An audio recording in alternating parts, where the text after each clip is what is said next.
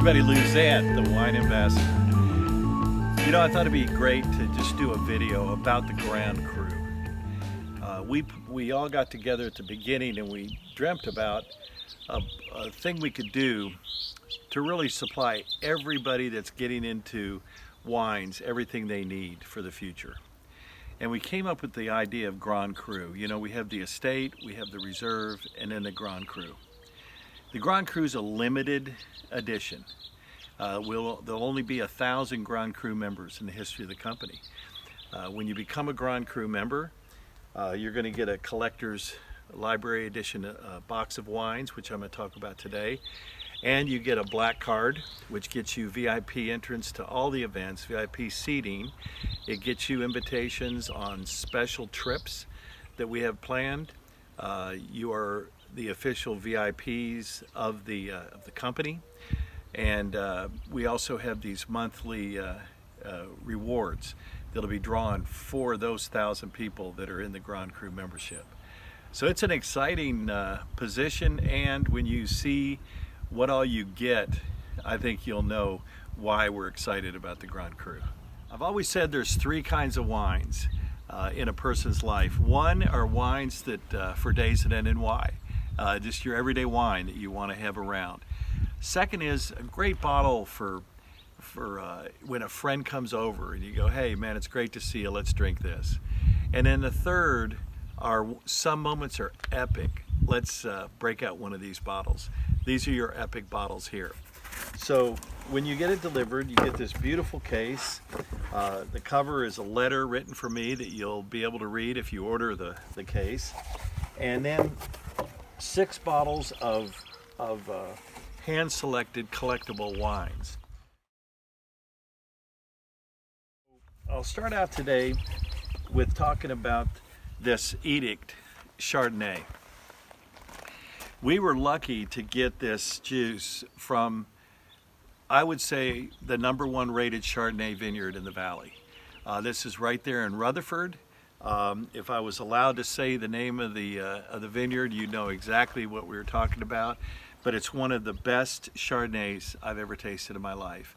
The balance of the malolactic acid on this is perfect. They do about a 35%. They use new French oak. The grapes are grown right down close to the Napa River in good moist clay. It gives everything that the noble grape called Chardonnay wants to offer. And I can't wait for you to taste this Chardonnay.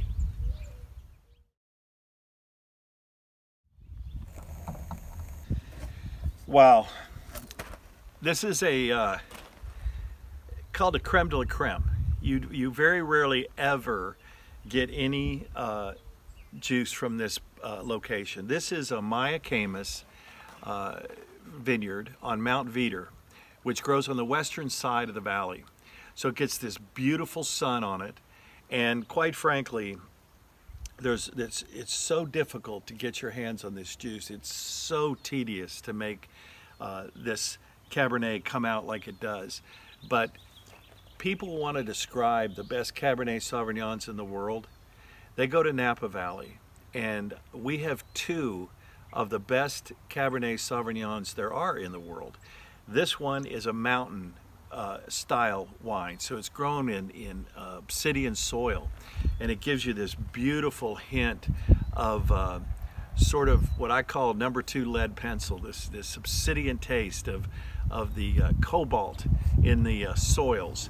And the drainage on this is wonderful, and again, they don't grow a lot, and this is going to be an incredible collector's edition because the vineyard was actually Robin Williams, and so we'll think about the great comedian Robin whenever you drink this. This wine could be stored for many, many years, or you could drink it right away.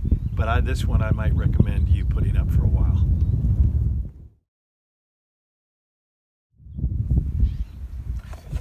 The next, my buddy. My favorite winery in all of the wine country is Madrigal, and I begged and pleaded with Chris for any one of his wines. I love them, and luckily we were able to get this particular one. This is Nuestra Sangre. This is a Bordeaux blend, a true Bordeaux blend. This is a blend of Cabernet Sauvignon, Cabernet Franc, and Merlot. But what's really cool is where these vines are located.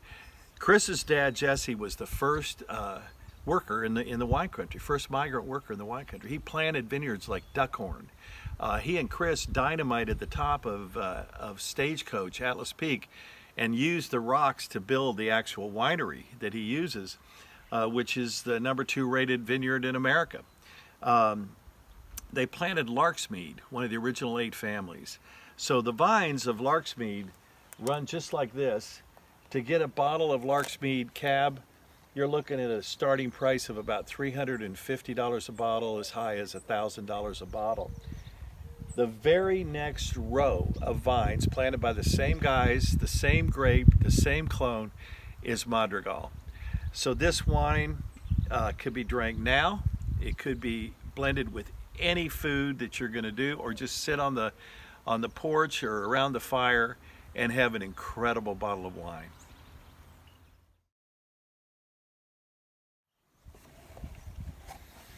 Oh, Landy Pinot Noir. Wow, this is from the Anderson Valley.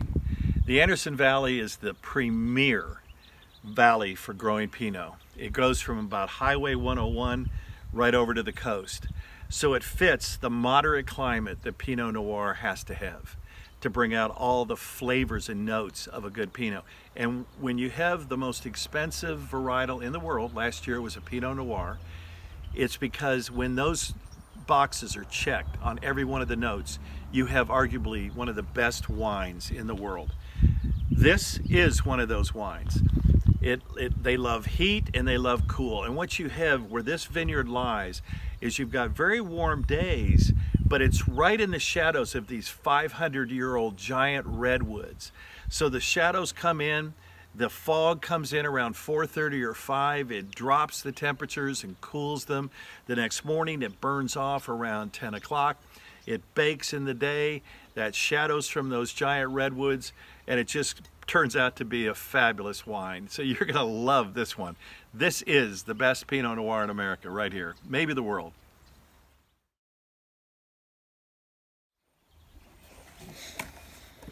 Oh, the Edic Reserve Cabernet. You know, people that come up to see me, I ask, what would you really like to try today? And they all say, I want one of those big jammy cabs. I'll interview people. What's your favorite wine? Oh, I love those big jammy cabs of Napa. Well, guess what? You got a big jammy cab here. You can find exactly where these grapes grow if you go to Google Earth. And you come in St. Helena to the Greystone CIA, the Culinary Institute of America, and you focus on them and you go right towards the east to the Napa River. There's probably only 120 acres total there. It's one of the tightest, best properties in the entire valley. That's where these grapes came from. The winemaker and the farmer that owns this vineyard just became of age, and he got worn out, and he didn't want to be involved anymore, and we said, thank you, thank you, thank you. We'll take over. We get a limited amount of this. This is a 2014. It's just coming along right now, and it's just absolutely drinkable. This is what you're going to pull out for an epic moment for sure.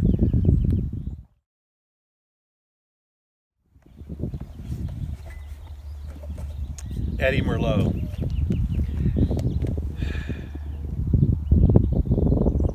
This one right here, guys, is now a collector's item. First of all, this vineyard lies right behind Stag's Leap. Stag's Leap is famous for winning the Judgment of Paris in 1976.